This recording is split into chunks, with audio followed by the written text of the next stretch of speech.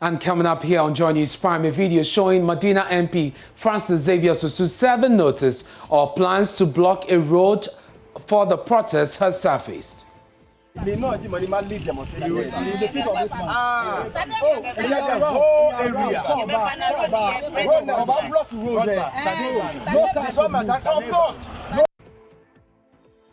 We asked, could this be the reason the police is pursuing the MP? We'll find out as the MP serves notice. It will initiate a human rights action against the police. Also tonight, survivors of the ghastly accident that claimed 6 lives at Akumadan blamed the driver of the burnt cars for the crash.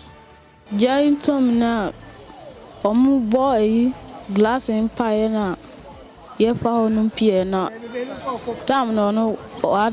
tells me that he was in the vehicle with his father. General Legal Counsel to consider proposal of at least 5 institutions applying to run professional law programs. We are hoping that maybe some will start, maybe 5 of them will start, and then others will add later on. But for now, Council has not accredited any faculty to handle the professional. This comes just a day after 2 MPs filed a private members' bill to amend the Act of the Legal Profession to, among others, open up legal education. And coming up in business, Institute of Statistical, Social and Economic Research charges government to reassess newly introduced taxes in this year's budget to ensure primary purpose of revenue mobilization is fully achieved.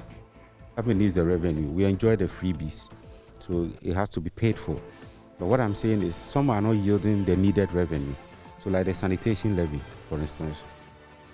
We have details of these and more here on Joy News Prime. My name is Ernest Minu. Many thanks for joining us.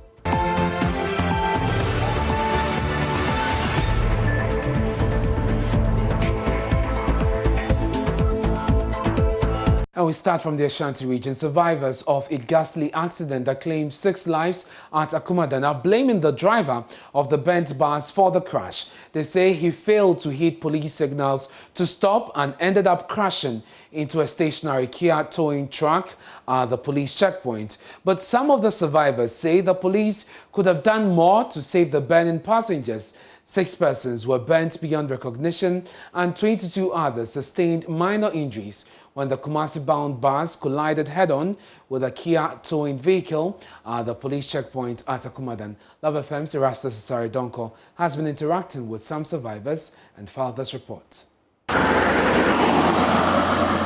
It's a sad day today here at Akumadan, and just before you reach the main town, this is by the roadside.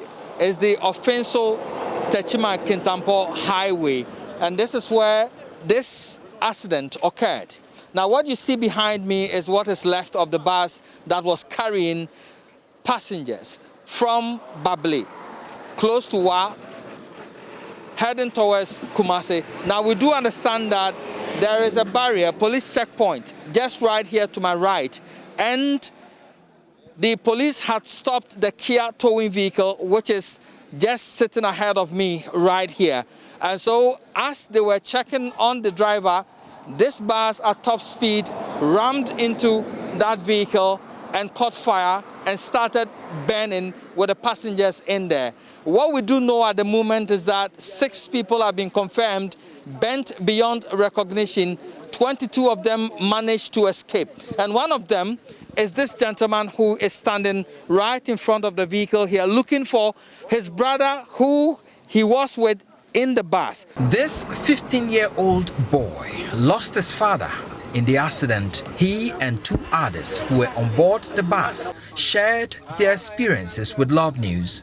Edru krona wa na yese madabisa mbeti ya na dedenu amu tiantiam na wisi no afa kan mu nyina yenhu ade biom. So he's telling me that he was sleeping at a point in time, and so as to how the vehicle had this accident, he doesn't know. But then there was so much noise within the vehicle, and the vehicle was full of smoke. They couldn't see anywhere.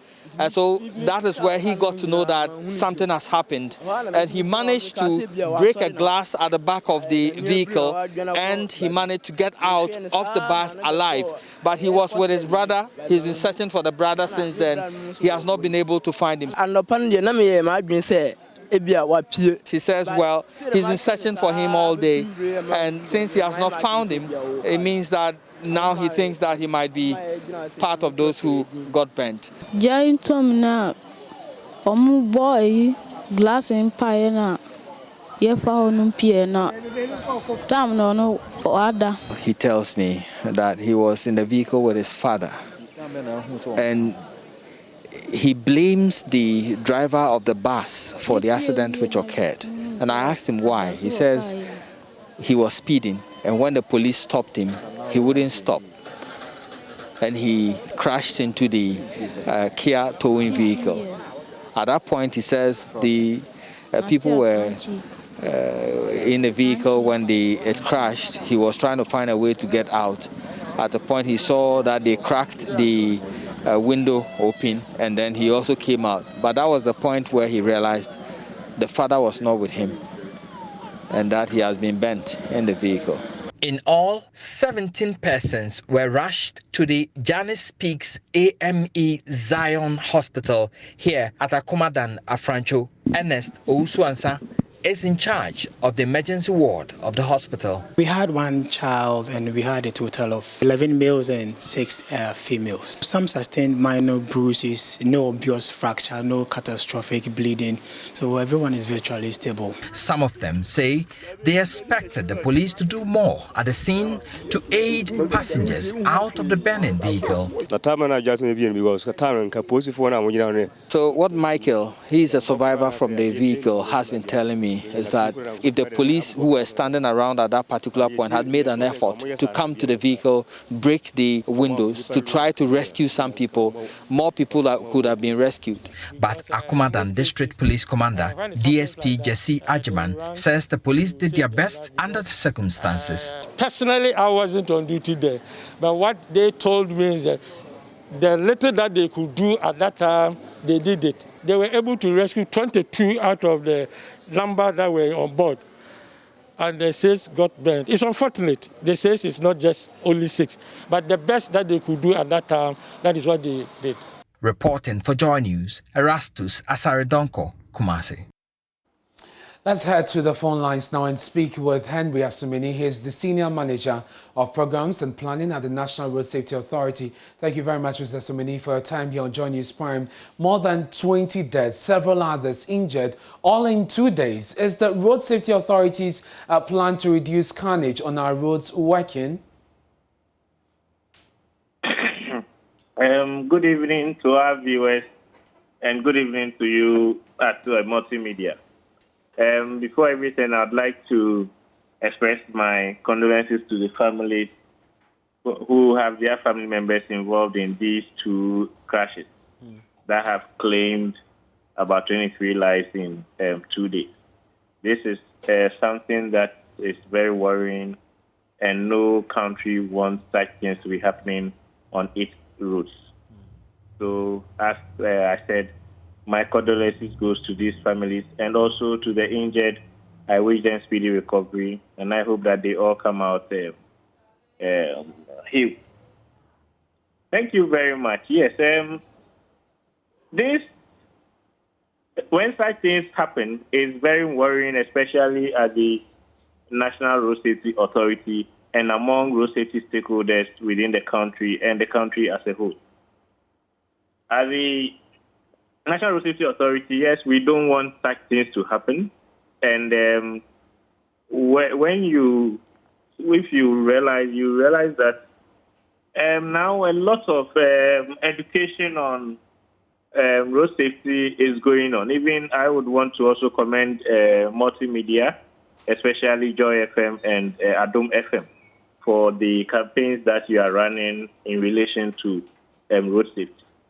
These are awareness creations that I think now most people, most road users have heard of these awareness creations, these are road safety awareness, and maybe it is time to start cracking the whip so that people fall in line. But Mr. Asumani, the direct question I asked is whether your plan to address carnage on our roads is working. And I ask this because you rightly mentioned you have been doing some education, but have you reviewed the approach, for instance, to find out if this is going down to the people? The people who survived the accident, for instance, blamed the driver. At some point, they say he was sleeping.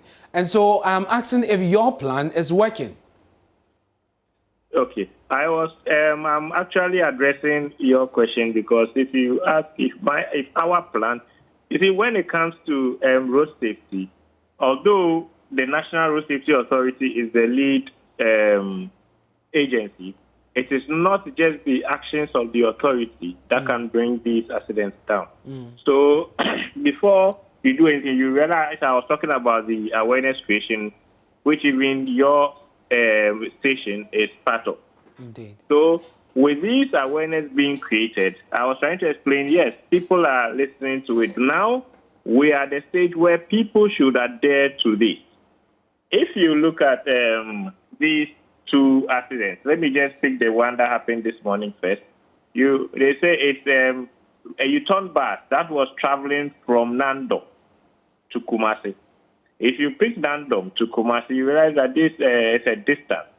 If you are using the normal, you realize from Nandom to Kumasi, it's more than a 6-hour drive. So, doing investigations, what do we look out for? What we look out for is, one, did the driver stop somewhere to rest? Which you are speaking to some of the survivors. We haven't been to the scene yet. Our regional office was at the scene this morning. Okay. But did the driver stop to rest? Then, if you look at yesterday's accident, you realize the bus was coming from Medina through Kumasi up north. Did the driver did they stop at anywhere to rest? Did they do a changeover of drivers? These are certain things that, as even operators, transport operators, we should be asking ourselves: can one driver take passengers from Nandom straight down to Kumasi? So these are some of the things that we have been educating, people about, and indeed the transport operators. You talk about cracking the whip. When are we going to see action so that even before a bus sets off, you are sure the Road Safety Authority has a mechanism of checking to make sure that this actually is being done, that they are following the process? Yes. If you realize, one of the mandates of the authority is to regulate these transport operators. But you cannot regulate these transport operators without the regulation coming into force. It will become difficult. If I would hint on some of the things in the regulation, you realize one of the key things in the regulation is that each station operated by a transport operator should have a road safety officer. This is an officer who will be employed by themselves, trained by us to do their road safety work. Then apart from that, we would have road safety inspectors who from time to time would visit these lorry parks to ensure that they are adhering to the rules and regulations as prescribed by the procedures in the regulations. As at this stage, the regulations is on its way to Parliament, where it will be passed. And as soon as it is passed, we will see some actions being taken when it comes to the regulation of transport operators. Very well. Thank you. In the meantime, hello? Yes, just finish the point, sir. Okay. In the meantime, the authority is engaging these transport operators, and we are, if you realize, we gave out some 5 directives, which included addressing the problem of fatigue. The problem of fatigue, we use the directives was the use of 2 drivers for long distance journeys, where we even advise that it is advisable even to station the other driver at some midpoint where he would take over the vehicle when the person gets there.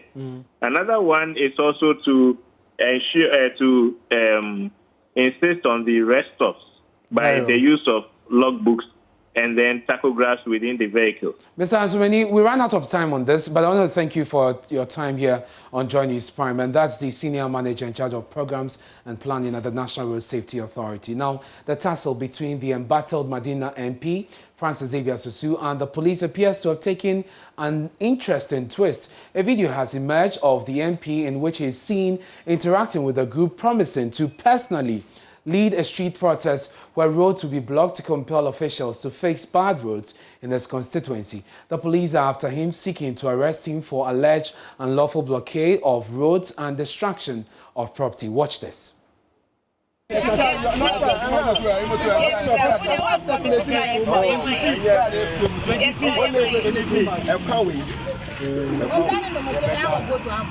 Listen to what I am saying. On the 25th, there will be a demonstration for the roads to be fixed. I will be the one to lead this demonstration. It will cover the whole area. We will block the roads for them to know that we are serious.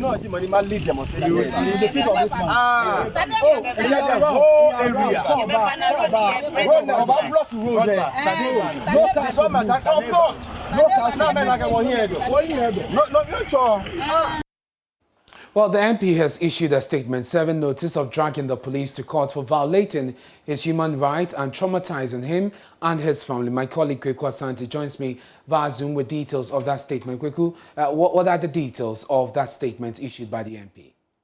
All right, Ernest. So the statement responds to the arrest that the police wanted to carry out, and also the interdiction of his personal security man. And so let me read some of the paragraphs in this letter addressed to the public. It says, I want to place on record that this is the first time that the police service is disclosing the reason for their invitation and their attempted unlawful arrest. That any allegation of the police about my involvement in unlawful blockade of road and destruction of public property is false and an afterthought, carefully manufactured by the police to shift attention of the people from the key issues of bad roads raised in our protest. It continues to make the point that the sequence of events was carried by several media houses with live Facebook feeds, and the deputy members of parliament were all present. When the police invited me, I informed them that I was on my way to the ranking and deputy ranking members meeting in parliament. I also informed them that this is an arrest.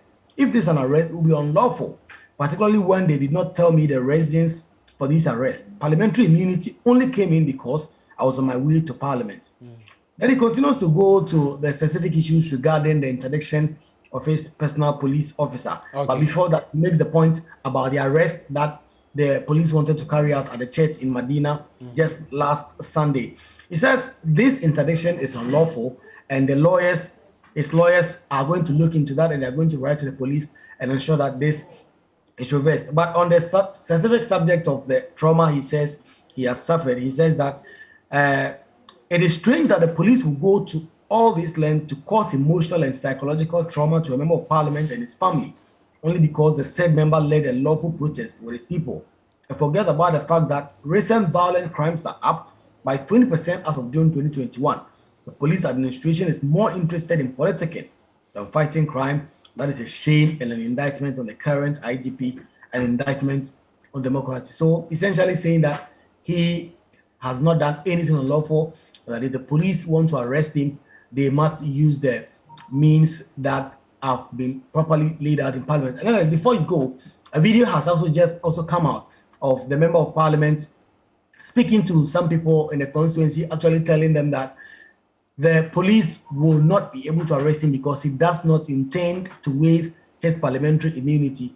And until parliament gives them that right, that is not going to happen. And so the tussle between him and the police continues unabated for now. Well, thank you very much for bringing us those details. Also on Zoom is Bansi Abubakar Abdul Mohammed, he's spokesperson for the Medina MP. Mr. Bansi, thank you very much for joining us here on Joy News Prime. The statement you issued was before that video Joy News has secured.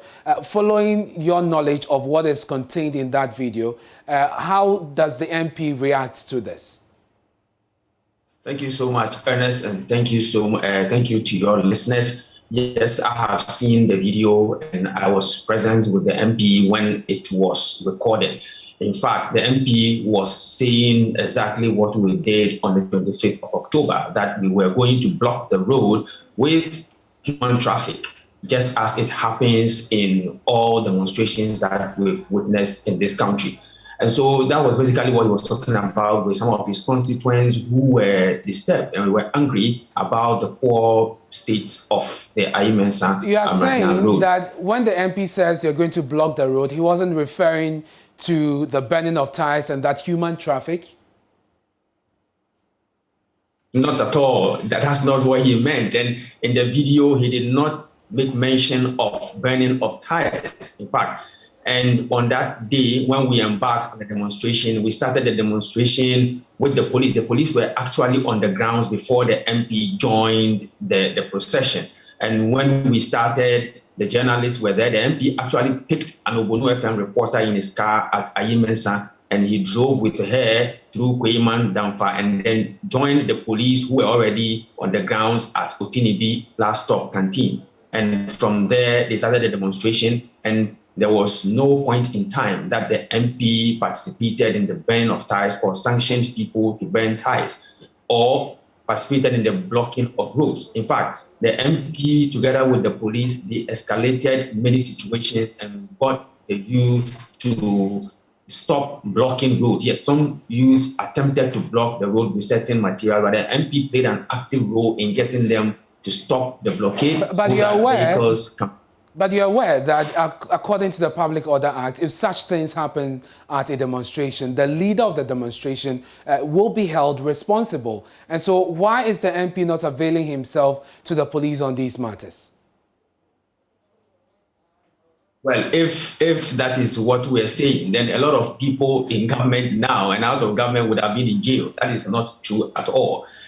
The MP cannot be held responsible. In fact, if people indeed broke the law, we are surprised as to why the police did not pick up a single person. We had a lot of police personnel over there who could have arrested anyone they wanted to arrest. In fact, they picked up 3 people, but when our lawyers followed up to the police station to find out why they were picked, they were told that the 3 were picked, 1, for preventing the police from doing their work, and 2, they took part in a demonstration without informing the police. So clearly, at the point of arrest, the police... There's a new frontier in Ethiopia's war. Apologies for that break there, in that interruption. Let's hear you, Bansi, yeah. If laws were broken, if there was destruction to public or private property, if roads were blocked, we are surprised as to why the police did not pick up a single individual who had broken the law. We were moving with the police right from Otinibi straight to Ayimensa, and in every protest we've seen where so many people participate, there's definitely going to be an obstruction of either, a complete obstruction, or part of the road is going to be obstructed. And that is what the MP meant. That is, we had a lot of people coming up. We had about 5 communities. We had Ayimensa, we had Kweiman, we had Damfa, we had Adotema, we had Otinibi. So many people. And the procession consisted of so many people. We covered, a distance of about 400 meters. And at some point, some cars could not move. We blocked the roads. Okay. The MP says he will file an action against the police. When will that happen? Yes, we are still preparing to take that action. We are still gathering our facts. Okay. As we have written to the police to serve us with the copy of the letter that supposedly is interdicting his personal bodyguard in clear disrespect of the Speaker of Parliament. Very well. Very well. Thank you very much. That's Bansi Abdul Manan. He speaks for the Madina MP Francis Xavier Sosu. The Ghana Police Service has said in the last few days been on the heels of the MP. An October 31, 2021 statement signed by the Director General of Public Affairs, ACP Kwesi Fori, said they have since the October 25 protest at Madina, led by the legislator, commenced investigations into, quote, certain alleged criminal acts that occurred. Now, some members of parliament have defended him after the speaker refused to release him to the police due to constitutional immunity. Because speaker, that is disrespect to the speaker. Because he have given a directive, and then in the face of the directive, they went ahead against. It's like court. When court issues summon to people and you don't follow it, it's a contempt of court. So it's a contempt of parliament. But that must be determined by what? Privileges Committee. So it must be cited and referred to the Privileges Committee. But like any citizen of Ghana, there are processes to follow before anybody can be arrested. You cannot arrest any citizen without, for example, telling the person the reason for his arrest, his right to a lawyer, the fact that anything he says will be used against him or her at a law court. Again, if you want to arrest a member of parliament, the rules are so clear. You need to follow the laid down procedures before an MP can be invited by the police.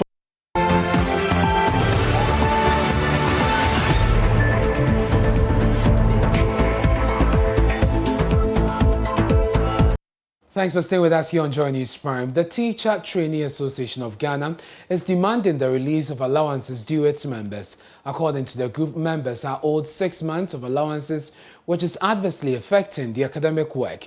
Let's go on to Zoom now and speak to the National President of TTAG, Dimbi Abdul Manan. Thank you very much for joining us here on Joy News Prime. How is this affecting your members, the delay in the payment of your allowances?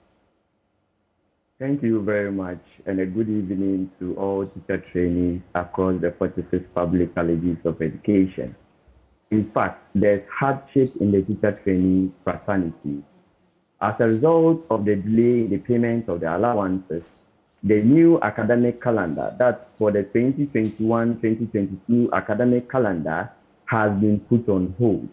This is as a result of the fact that just yesterday, the Ghana Tertiary Education Commission came out with a release that teacher trainees, that's the level 200 and 300, who are to report on the 6th of November, shouldn't report anymore and would have to report in January.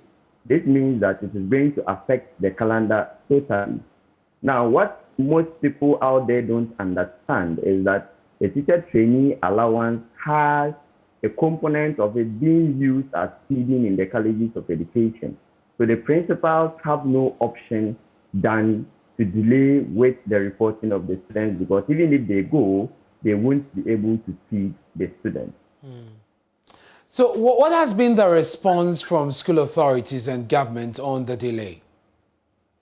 Yes, the stakeholders involved in the payment of the teacher trainee allowances are the Ghana Tertiary Education Commission, the Ministry of Education, and Student Loan Trust Fund. Right from January, we've had engagements with them.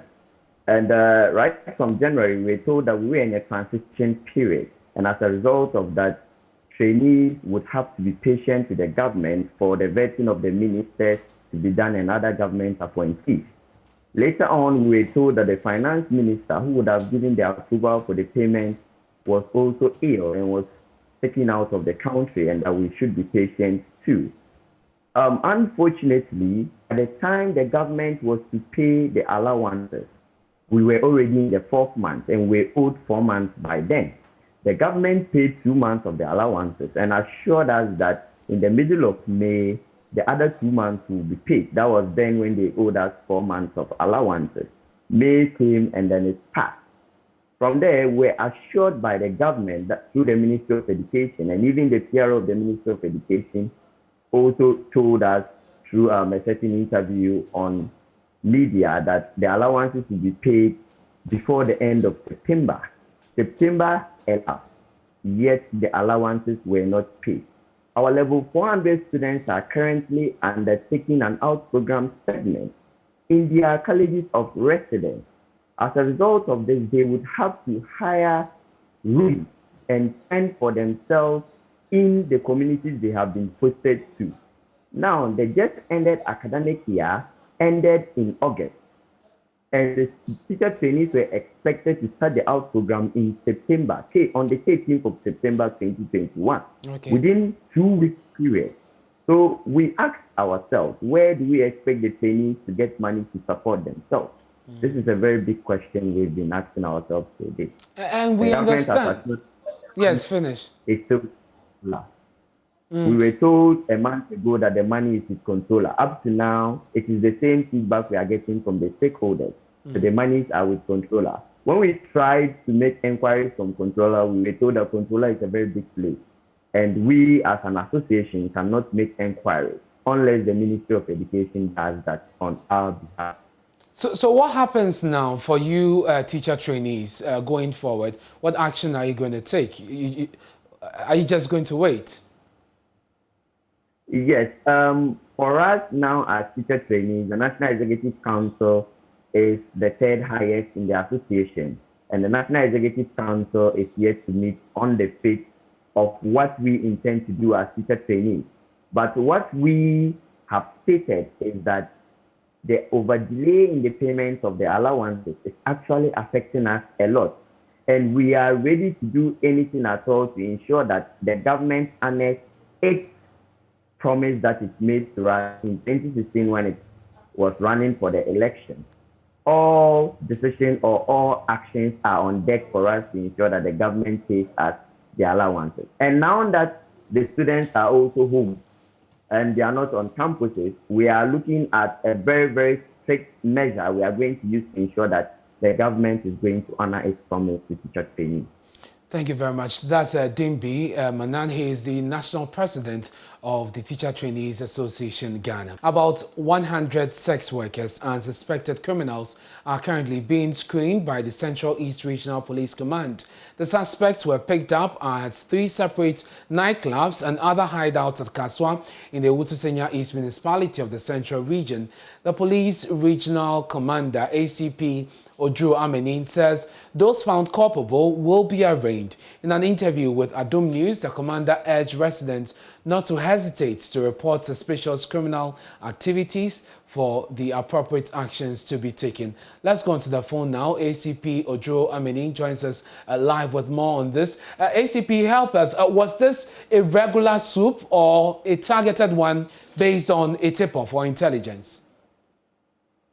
This is part of the regular swoop that we've been making. And let me make this correction. I'm the deputy regional commander. My regional commander himself is there. He Mr. Otre Boapia. He's deputy commissioner. And I'm assistant commissioner. Yes, sir. Yes, and so what have you found so far in the screening process? Yeah, that is, so to speak, when we went to the place, there were so many atrocities going on, and as there were many, when always truth of this nature happens, we have to take our time to screen them, and then those who are found culpable, we take the necessary action against them. So that is what we are doing now. And we are learning that some of them may be handed over to the immigration service because they are foreigners. That is very true, because when we go in for such a swoop and foreigners are found or foreigners are among the people arrested, police, we do what we're supposed to do, and then we hand them over to the immigration to carry on from there. So that is what we are doing now. So when we finish, we will call in the immigration to count for those who don't have the resident permit and those who are not supposed to work and live within the country. And then immigration will take it up from there. When can we expect you to arraign those you have found culpable? Maybe by tomorrow or tomorrow next, you'll be finished with the screening, and then whatever we have to do, we complete it, please. Thank you very much. ACP Odru Amenin is the Deputy Commander for the Central East Region of the Ghana Police Service. The Magistrate Court has fined Nuru Musa, a sewage tanker driver, 2,400 Ghana cedis for dislodging into the Odo drain. In default, he will serve 6 months in jail. Musa was apprehended by a joint police and Accra Metropolitan Assembly team on Monday. After seeing a video of him dislodging into the drain, Benedicta from Mensah's report read to you. Accra Metropolitan Assembly on Monday arrested a sewage tanker driver for dislodging human excreta in the Odon drain. The driver in the video said he had authorization from the AMA and the Aveno assemblyman.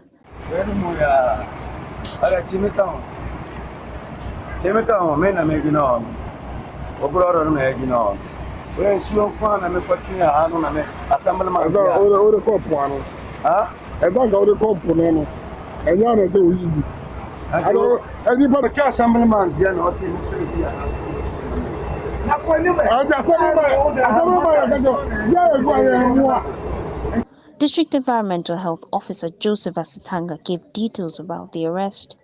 I picked an information yesterday from a community member at Aveno that there was this particular septic tank at the tip of the Odo River discharging raw effluent into the drain. So they sent me the pictures of the truck and the discharge.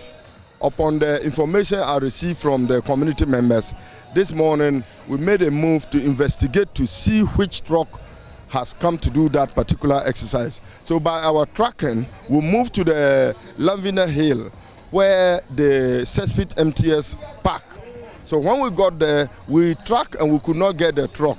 So thankful to us, the informant was able to take a picture of the truck. So we took the picture, opened it, and we realized that there was contact numbers attached to the truck. So based on that, we called the truck that we have a tank we want to empty, if it can follow up to come and quickly empty a tank for us. But then we came to make a police arrangement waiting for his arrest.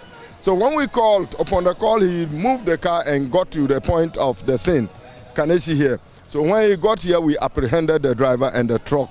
And then the driver is now in the custody, in the hands of the police, pending on us working on a docket tomorrow to process him to appear before the law court.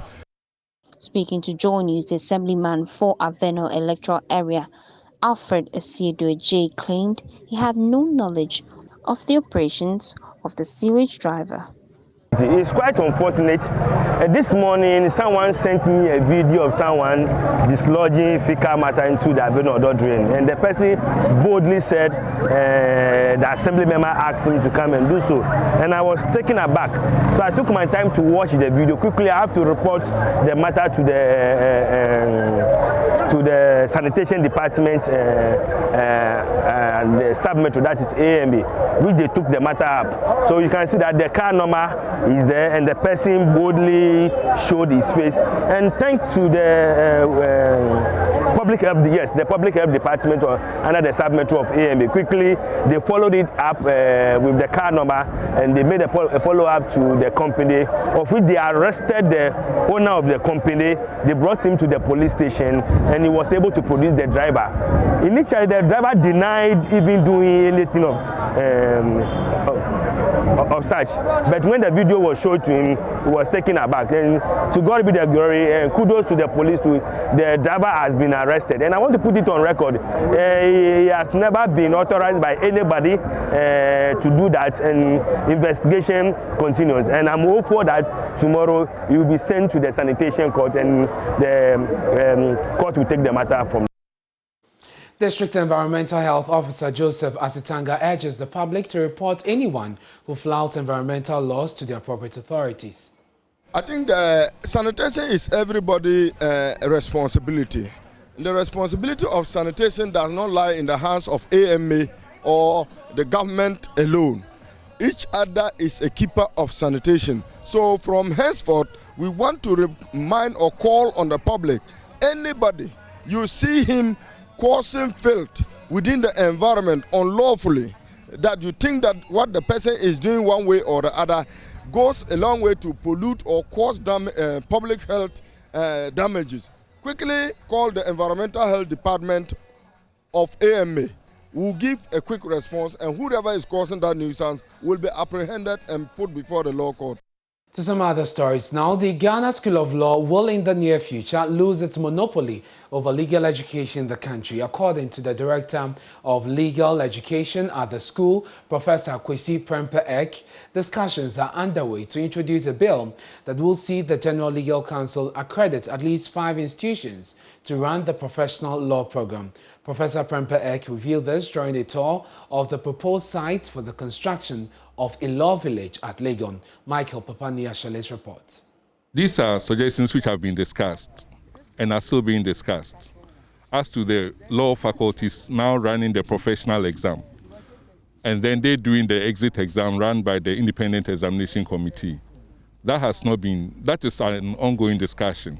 As a matter of fact, it's a discussion between the General Legal Council and the faculties. Although the General Legal Council is uncertain when this will come to fruition, Professor Kwesi Prempeh-Ek says at least 5 institutions will be part of the initiative.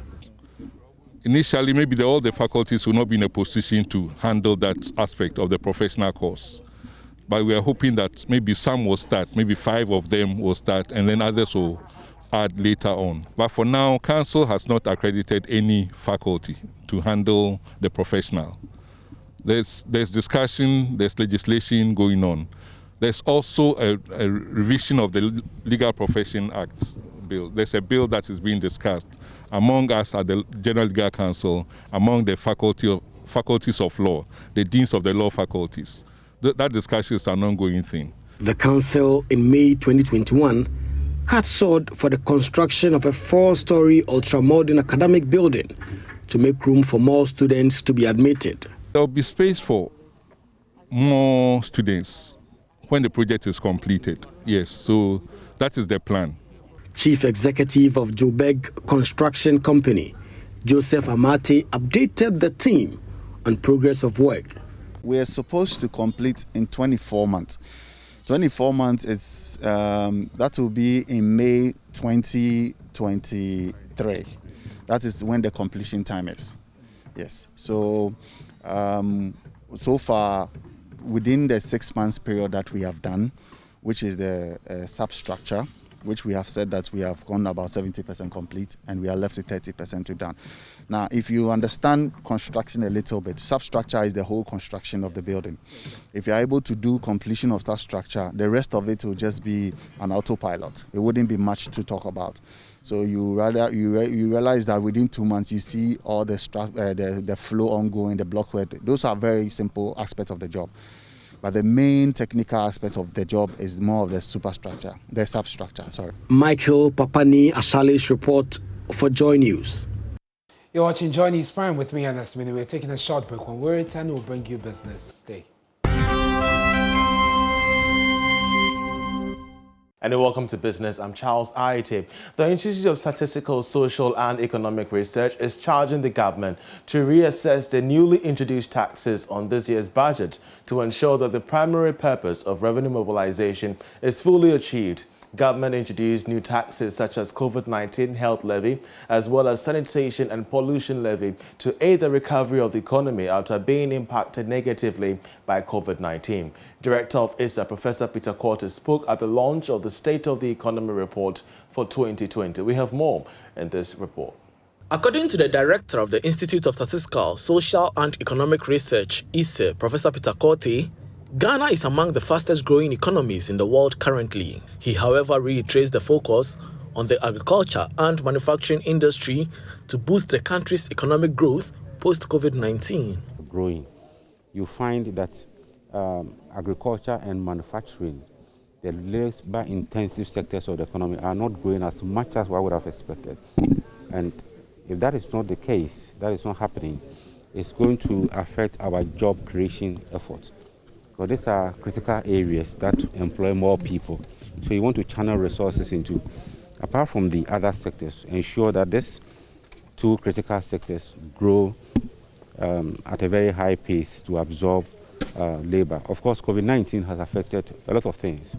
But as we move out of the negative effects and record positive growth, we ought to grow in the areas that are critical rather than growing in services, low-value services, retail.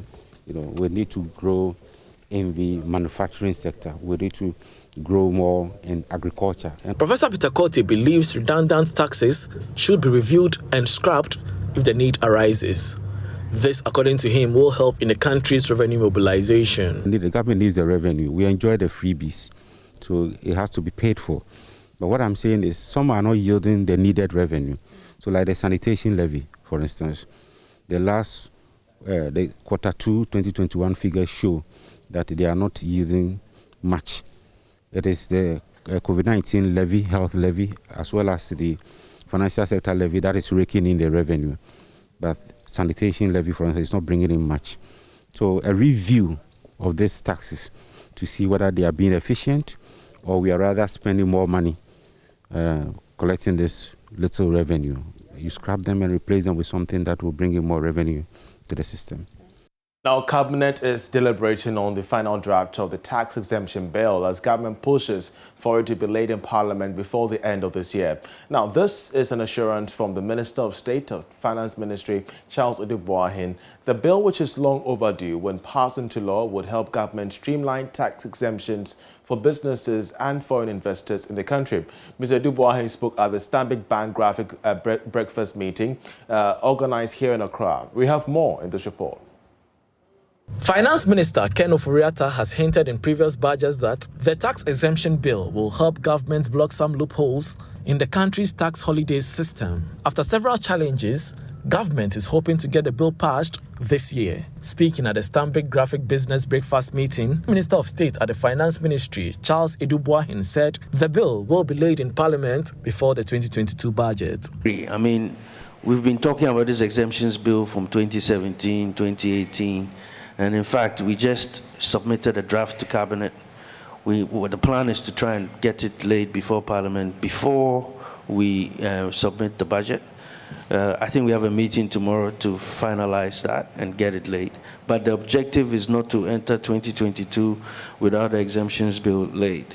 It's taking too long. I didn't mention it because I get embarrassed because, it's like a lot of talk. I think you kind of alluded to that, but no action. So, I want to see the action first before, we speak. Same with the property rates. We've done a lot of work. I'm sure you've all seen now the plaques in front of the houses that, have provided everybody with a digital address. That is a first step to us being able to provide a common platform to apply property taxes and property rates. Meanwhile, speaking at the same event, senior lecturer at the University of Ghana, Dr. Priscilla Chumesi-Bafo, called on regulatory agencies to support initiatives of the private sector in order to expand and create more employment. We need the investment, we need the infrastructure for the private sector to thrive. And as we have obtained the middle income status over the years, we know that aid and grants that supported our budgets have dwindled. So the challenge is for us to look within, be creative, and generate the much needed revenue. And that is where I need to say that we should go back on our agreement we signed in connection with our natural resources and get good value for the resource we have to build our society, given that these resources are not renewable, and think about the future. The Stanbic Graphic Business Breakfast meeting is in partnership with Joy Business under the theme Pre-Budget 2022, Insights and Recommendations. That'll be all for business. We have sports coming next. Just stay with us. Many thanks for staying with us. Time to bring you sport. I am Hans Mensah, and the Ghana Football Association will give referees an opportunity to watch replays from major decisions during games in the 2021-2022 Premier League season. This was revealed by the GFA's referees manager, Alex Korte. We started the VAR process last year. Unfortunately, FIFA came back to us that there's this VAR Lite, which is less expensive as compared to the current one. Okay, and so why don't we rather wait till 2022 so that we can all begin to work with the VAR Lite? Okay, so on that Lite, we just, paused. But I want to discuss with StarTimes to see what we can do in the interim. Okay, if we can create something if not even closer to VAR, but something where the referees will get a second access to their, to major incidents, and then see how best they can review it and then come back. It's something that we want them to discuss. If we are not able to finish it within this week off, but if we are not able to finalize, maybe in a week or two, we will finalize it, and then we'll try and experiment it, do some pilot work and see how it works. Is it going to be more of replay stuff for referees? Yes. Because start times have the replay too, and so they will want to try with that one, and then we'll see how it works. Now, Tottenham have appointed former Chelsea and Inter Milan boss Antonio Conte as their new manager until summer 2023. The Premier League club sacked Nuno Espirito Santo on Monday after just 17 games, with Spurs 8th on the Premier League table. Spurs say there is an option to extend Conte's deal with them. Joy Sports' Oreku Ampofo has been running the rule over the appointment of the 52-year-old Italian tactician. It looks quite tough as things stand, but it is indeed possible. The main thing would be that he would deliver a strict approach and defensive solidity. A 3-5-2 system may actually be well suited to the players that Conte inherits. Certainly, Sergio Reguilon would offer plenty of thrust down the left wing, as Emerson Royal, who's the new signing, would also do same on the right. They do have quite a number of centre-backs who can fill in as the three at the back. They do have Romero, who was signed over the summer break. He was one of the best defenders in Italy. And then Eric Dyer and Davinson Sanchez are also readily available. In terms of midfield options, Giovanni Lo Celso, Tanguy Ndombele, and then Dele Alli, whose career has taken a downturn since Mauricio Pochettino left, could receive some facelift with the introduction of Conte. Up front, if he decides to go with the 3-5-2, then you don't need any introduction to the partnership between Harry Kane and Son Heung-min. Kane indeed might be the player on whom Antonio Conte could pivot his project on. We all know that Nuno's Tottenham Hotspur may have been the side to have covered the least distance, but with Antonio Conte, things would definitely change, and that wouldn't be the case. The Italian gets his team to run and run very hard, and there should be willing runners in the team as well. The wing backs are perfect for that, as well as players like Son and Lo Celso. Conte's incessant need for players to work hard and run is part of what makes him such a great manager and helps get extra amounts out of his team. Of course, the caveat is that is also one of the reasons he can quickly fall out with people. But Tottenham have long since given up on the idea of being run as a long-term club. This is for here and now, and Conte is perfect for that. Let's get some updates from the UEFA Champions League, and as you can see, 41 minutes of the action done between Bayern Munich and Benfica. Bayern Munich lead by 2-1. Still goalless between Dynamo Kiev and Barcelona. Atalanta lead Manchester United by 1-0, and Villarreal also leading Young Boys by 2-0. Full time between Wolfsburg and Salzburg. Wolfsburg winning by 2-1. Sevilla lead Lille by 2-0. Earlier, Chelsea beating Malmo by 2-0. Juventus held at home by Zenit St. Petersburg 1-1.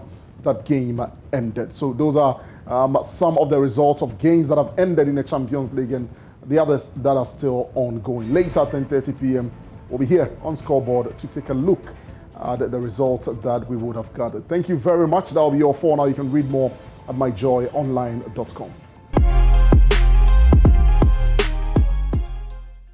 And Noella Karinyale is But hold here. on, Abla says she should call me Honorable Noella, so do the needful. All right. I'm sorry, Honorable. Honorable Noella Karinyale.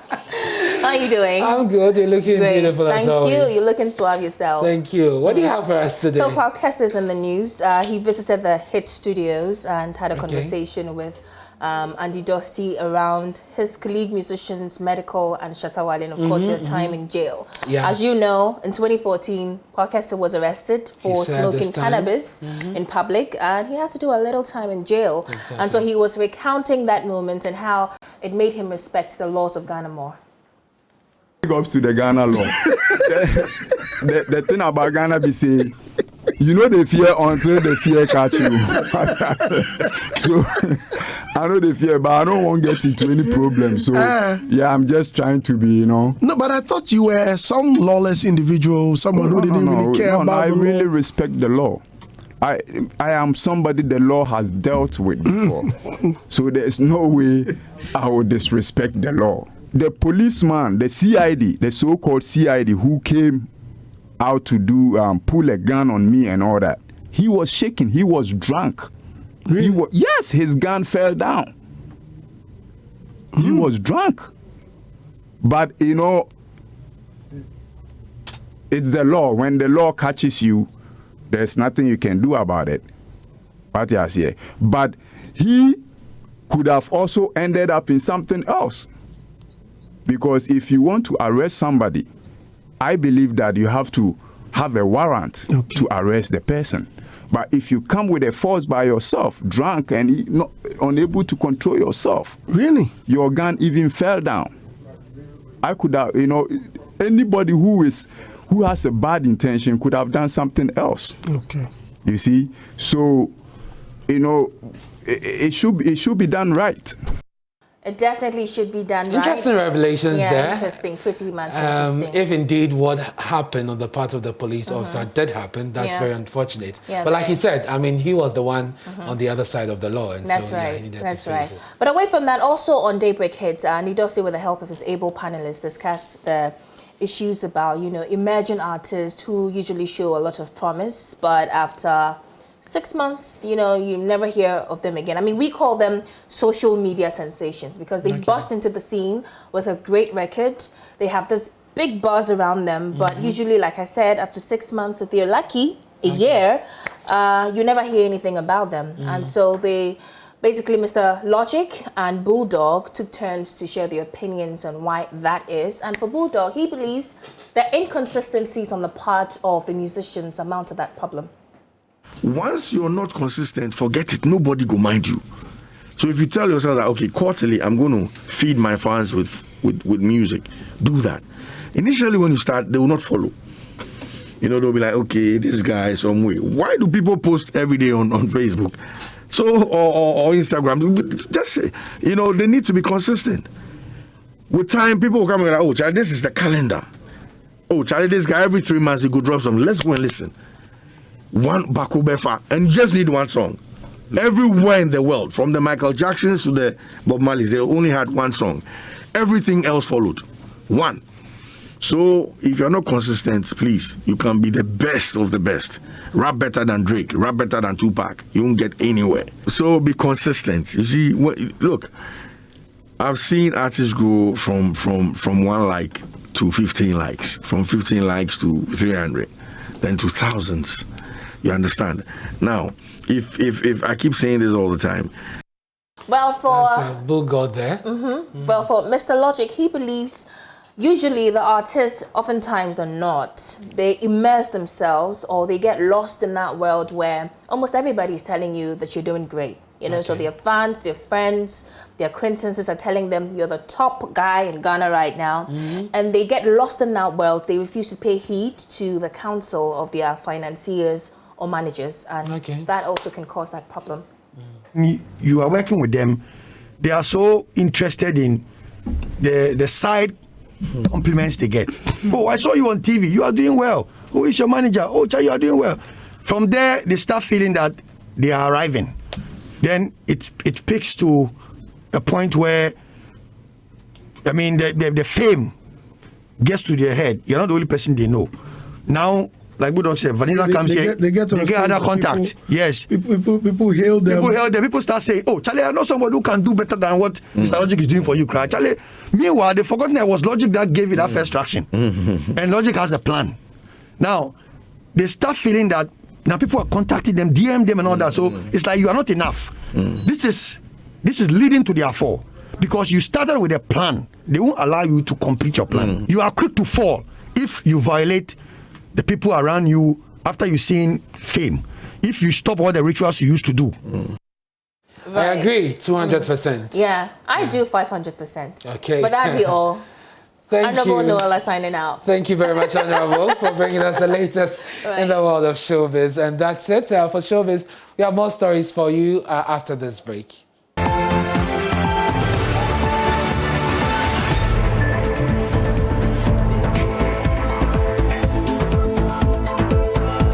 Now, just before we go here on Joy News Prime, tensions reach a boiling point in Parliament today over the controversy surrounding the election of MMDCEs in the country. This was after the Jobosu MP Akumadan Kando read a statement on the floor demanding action from the House over the way some of the approvals had been carried out amidst allegations of vote buying. The MP cited the case of the Jobosu district where a presiding member is challenging the approval of the DCE nominee, which he alleges was conducted on the blind side of assembly members. Speaking on the floor, Mr. Kando urged the House to probe questionable elections of some of the nominees.